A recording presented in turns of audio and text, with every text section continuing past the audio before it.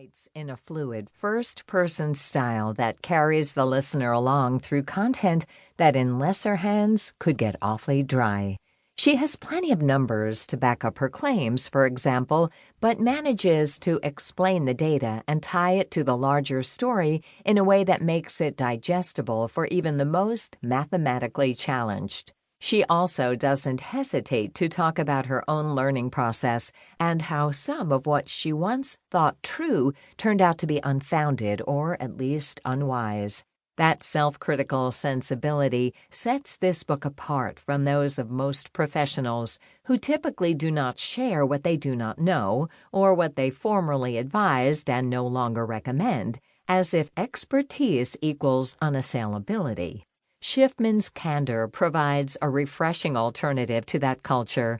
She leads the listener through her own discoveries and draws conclusions that make sense in her context, acknowledging that in other climates or with other constraints, a homeowner might make a different decision. In the end, the listener comes away from this book not only better informed, but also more inspired to learn more about what it has to offer. The best books treat readers and listeners with respect and invite them into a conversation that they can contribute to, if only in their imagination, with the author, and this book does that.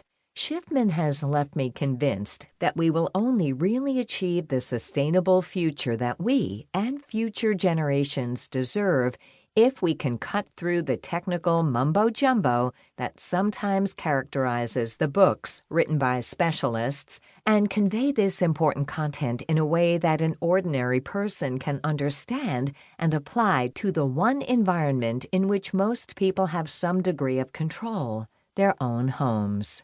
Thomas Fisher, Associate AIA.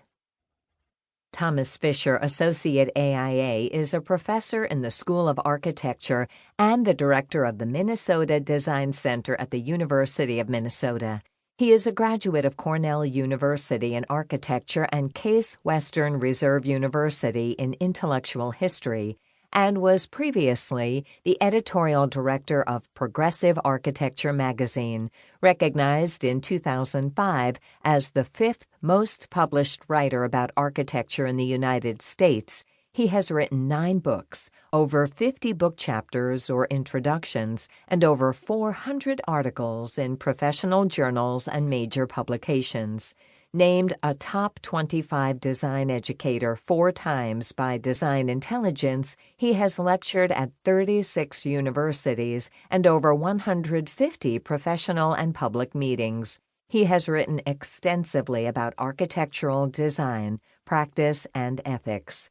Fisher has written 2 books, Salmela Architect and The Invisible Element of Place, The Architecture of David Salmela, University of Minnesota Press, 2005 and 2011, profiling the works of David Salmela, who ranks as one of the best residential architects in the country, having won dozens of design awards and having had his work published all over the world.